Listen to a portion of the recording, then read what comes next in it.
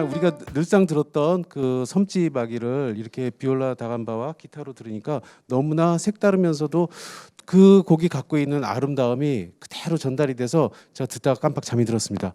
다음 준비된 곡은 이제 중동 지역을 거쳐서 이베리아 반도, 스페인, 그리고 이탈리아, 영국을 거쳐서 이제 이 악기가 비올라 다감바가 프랑스로 오게 됩니다. 그래서 17세기, 18세기에 프랑스에서 비로소 이 악기가 아주 그냥 가장 화려하게 꽃을 피우게 됩니다.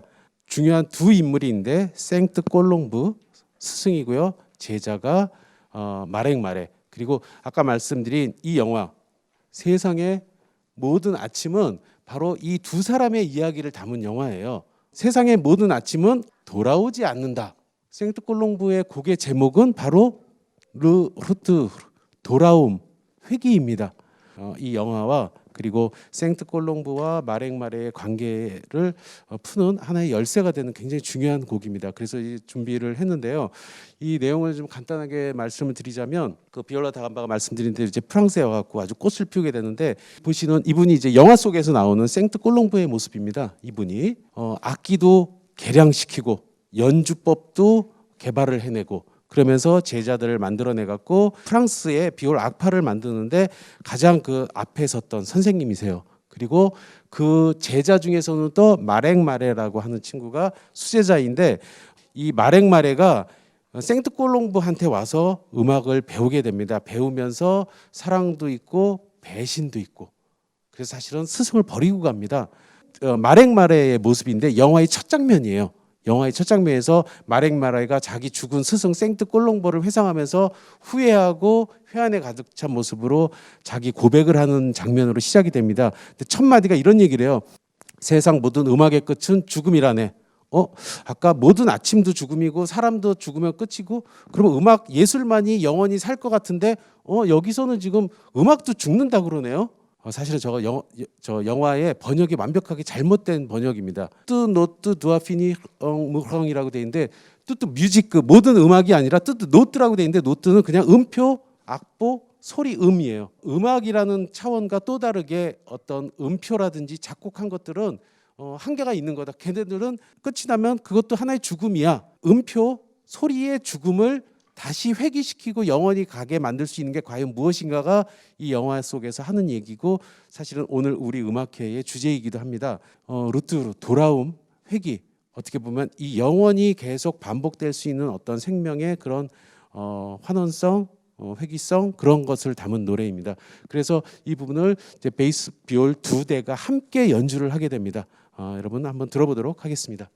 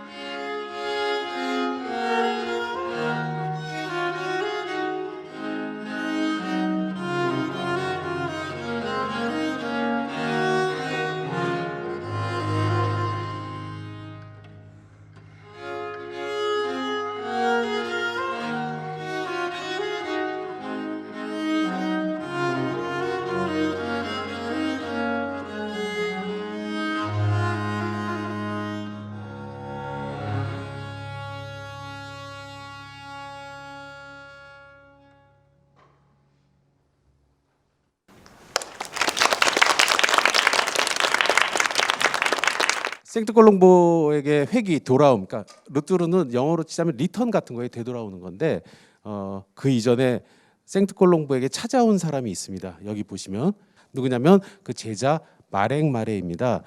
내 이름은 마랭마레라고 합니다. 구두장이의 아들이죠. 가난하고 못 사는 구두장의 아들인데 성가대에서 노래를 부르다 변성기가 갖고 음악을 못하게 되니까 나는 음악 아니면 안 돼. 이 친구는 음악을 통해서 구현하려는 꿈이 있었습니다. 그러니까 굉장히 상반대인데요. 이 생트콜롱부는 지금 보시면 여기 이제 스승이죠. 검은 옷을 입고 있고 여기는 아주 화려한 빨간 옷을 입고 있습니다. 스승과 제자의 모습인데 실제로 저분은 세상과 타협하지 않고 왕이 와서 그렇게 연주를 잘한다면서 와서 우리 궁정에 와서 악사가 돼 연주해봐. 싫어요. 나는 그냥 혼자 오롯이 비올을 연구하고 나 혼자 음악의 길을 찾아갈래 했던 사람입니다.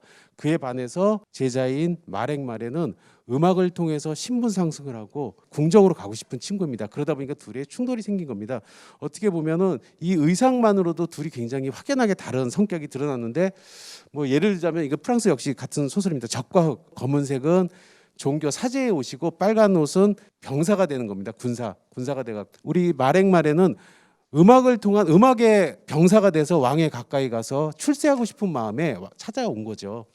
그러다 보니까 둘 사이에 어떤 갈등이 빚어지게 되는데 결과적으로 보면은 마랭마레가 거의 모든 비올로 할 수 있는 표현, 연주 이런 것을 전부 집대성해 갖고 5권에 달하는 비올 집을 만듭니다.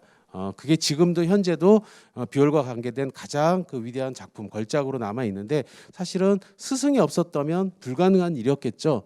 그리고 이제 우리가 곧 이제 들을 곡도 마랭마레의 그 5권 중에서 4번째 권에 들어있는 꿈꾸는 소녀라는 곡을 듣게 될 텐데 이 꿈꾸는 소녀가 사실은 또 생트콜롱부와 마랭마레 사이에서 중요한 가교 역할을 하던 딸이 있습니다. 여기 보이는 게 이제 그 생트콜롱부의 딸입니다. 마랭마레가 저렇게 야망을 갖고 자꾸 궁정에 가서 기웃기웃거리니까 혼나게 돼요. 생트콜롱부한테 음악에 집중해야지 자꾸 왜 딴 걸 추구하느냐 그래갖고 결국에선 파문 쫓겨납니다. 그래도 아직 덜 배웠어요. 생트콜롱부의 딸하고 사랑에 빠집니다. 딸을 통해서 아빠한테 배운 모든 비올라 다감바의 연주 기법을 훔치는 거죠, 사실은. 그리고는 다 배운 다음에는 버리게 돼요. 그래서 아주 슬픈 딸은 결국 죽음을 맞이하게 됩니다. 마랭마레가 자기 사랑하는 저 여자를 위해서 작곡을 한 곡이에요. 아까 제가 이제 첫 번째 들었던 루트로 되돌아옴 회귀는 좀 밝은 쪽이었죠. 음악을 통한 회귀의 되돌아옴, 영원성에 대한 믿음이 있었기 때문에 긍정적이었는데 둘의 상반된 성격이 이 곡을 통해서도 여러분이 느낄 수 있을 것 같습니다. 그래서 이번에도 역시 2대의 베이스 비올을 통해 갖고 꿈꾸는 소녀를 듣도록 하겠습니다. 그 제자 마랭마레의 곡입니다.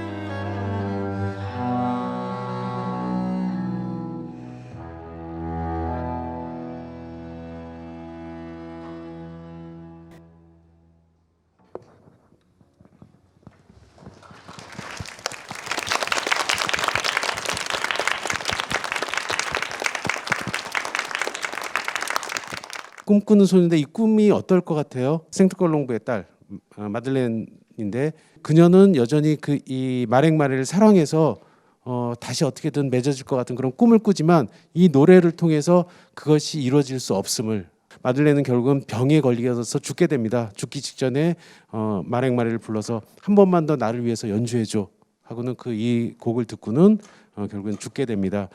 영화 속의 이야기를 통해서 비올라 다감바의 또 히스토리를 하나를 엮어가는 이야기를 들려드렸는데 그거는 제가 마지막에 다시 한번 말씀을 드리도록 하고 이번에는 끼들을 한번 비교를 해보려고 합니다. 비올라 다감바 그리고 바로 그 첼로 바로크 첼로입니다. 그래서 아까 말씀드린 대로 생긴 게 비슷하죠. 지금 비슷한데 바로크 첼로는 오히려 바이올린 계통 쪽인 거고 이쪽은 비올 계통의 현악기인데 지금 보시면은 이제 여러분이 어떻게 구분을 하실 수 있냐면은 현의 개수가 주로 6개, 비올라 다감바는 6개, 그리고 조금 전에 말씀드린 생트콜롱브가 하나 더 현을 붙여갖고 7개, 그래서 6개 혹은 7개의 그런 악기를 쓰게 되고 바로크 첼로는 현이 4개 있습니다. 더 낮은 음들을 내고 그리고 보시는 것처럼 이 손가락으로 짚는 이 지판이 비올라 다감바는 좀 더 넓고 첼로는 좀 폭이 좁습니다. 어깨 라인이 아주 더 날렵하게 급경사로 떨어지게 되고 옆으로 좀 완만한 형태의 모습을 갖고 있습니다. 그리고 사실 이렇게만 봐서는 잘 구분이 안 가는데 가장 쉽게 구분할 수 있는 방법이 구멍이 나 있습니다. 구멍이 영어의 알파벳에 뭘 닮았을까요? C자. 그래서 C홀. 바로크 첼로는 F홀. 네, 그렇게 되어 있습니다. 그리고 이제 차이가 비올라 다감바에서는 잡는 법이 다릅니다. 보시는 것처럼 언더핸드 그립이라고 한번 손 잡는 모습을 한번 보여주시겠어요? 밑에서 이렇게 잡고 언더핸드. 그리고 바로크 첼로는 오버핸드 위에서 잡고 이렇게 연주를 합니다. 그래서 손을 밑으로 잡느냐 위로 잡느냐. 영화 속에서도 이제 그런 장면이 나옵니다. 그대로 한번 읽어보면 이렇습니다. 그는 비올라 다감바를 장단지에 대지 않고 양무릎 사이에 놓는 다른 방식을 찾아냈다. 훨씬 더 무게감을 실어주고 훨씬 더 우울한 톤을 만들기 위해 그는 저음의 현을 하나 더 덧붙였다. 아까 6개에서 7개로 만들었다고 했죠. 손에 무게감을 덜어주고 검지와 중지만 사용해 말총활 위에 살짝만 힘을 실어주는 활 기법을 고안했다. 생트콜롱브가 그렇게 했다는 겁니다. 오두막 집에 혼자 왕이 불러도 가지 않고 하루에 16시간씩 연주하면서 그의 연주는 극치에 달해서 인간의 모든 음역을 다 소화해냈어. 네, 실제로 생트콜롱브가 그렇게 해서 저때 비올라 다감바가 비약적으로 발전을 했다는 얘기였고요. 이런 연주 기법은 주변 국가 영국에 영향을 미치게 돼서 지금 보시면 이제 아벨이라고 하는 작곡가의 모습인데 이 초상화에도 지금 보면은 손에 이렇게 밑에서 언더핸드로 잡고 있죠. 국립중앙박물관에서 시대의 얼굴이라고 하는 그 영국 국립 초상화 갤러리에 있는 걸 갖고 와서 그 전시를 했었는데 그때 보여줬던 이 장면의 한 그림 속에도 역시 비올라 다감바를 연주하는 저런 모습이 있습니다. 그러니까 바로크 첼로와 비올라 다감바 두 개의 음색을 한번 이제 비교해 보려고 하는데요. 여러분이 좋아하시는 핑크퐁을 한번 각각 한번 들어보도록 하겠습니다. 자, 어느 것부터 하시겠습니까? 바로크 첼로로 핑크퐁을 연주를 해보겠습니다.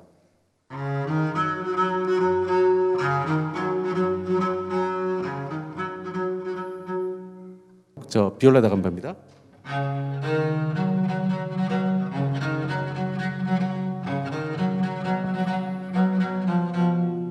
좀 더 소리가 강렬하고 크다면 좀 가볍고 경쾌한 느낌의 그 두 가지 음색 차이가 있습니다. 그렇게 해서 이번에는 여기 계신 누구라도 뭐 어린이들 중에서도 아마 아실 수도 있는데 듣기만 하면 첫 소절만 들어보면 아마 이거 하고 아실 곡이 드디어 나왔습니다.